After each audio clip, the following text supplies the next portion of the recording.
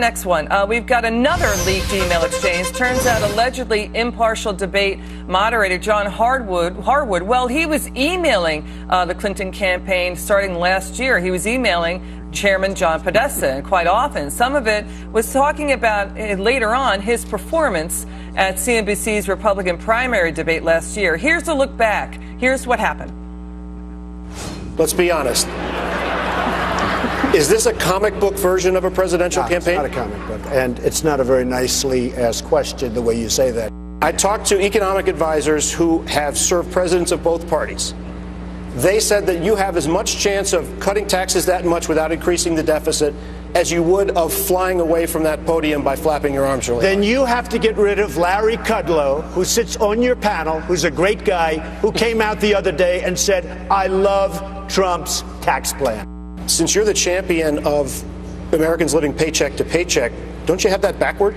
No, you're wrong. In fact, the largest after-tax gains is for the people at the lower end of the tax spectrum under my plan. And there's a bunch of things my tax plan does to help them. Number one, you have people in this country. Tax Foundation, just to be clear, they said the gains after tax income. You wrote a story on it, and you had to go back and correct it. You did. I did not. Oh, you did. The leading Republican candidate, when you look at the average of national polls right now, is Donald Trump. When you look at him, do you see someone with the moral authority to unite the country? And now, newly released emails show the moderator actually was talking to Hillary's campaign months prior, and it basically was in communication talking to them, and also talked to them about his performance, his own performance at that debate. Here's the quote. I imagine that Obama feels some sad, in brackets, vindication at this demonstration of Obama's years-long point about the opposition party veering off the rails. I certainly am feeling that way with respect to how I questioned Trump at our debate. What do you think of that, Senator?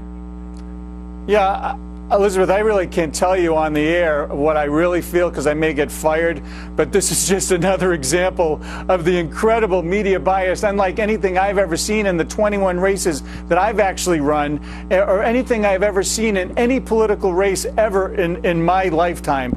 You have these people who come out as holier than thou, passing judgments, smarmy, vindictive. You saw what Martha Raddatz did. She was way out of line. She might as well just step back, go run for election, and so she can debate as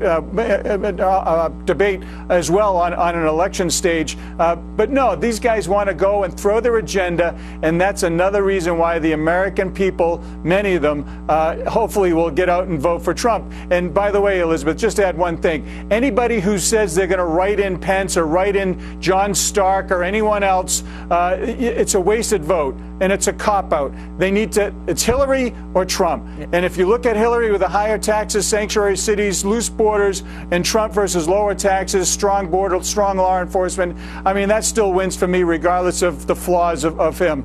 Yeah, also, you made a good point.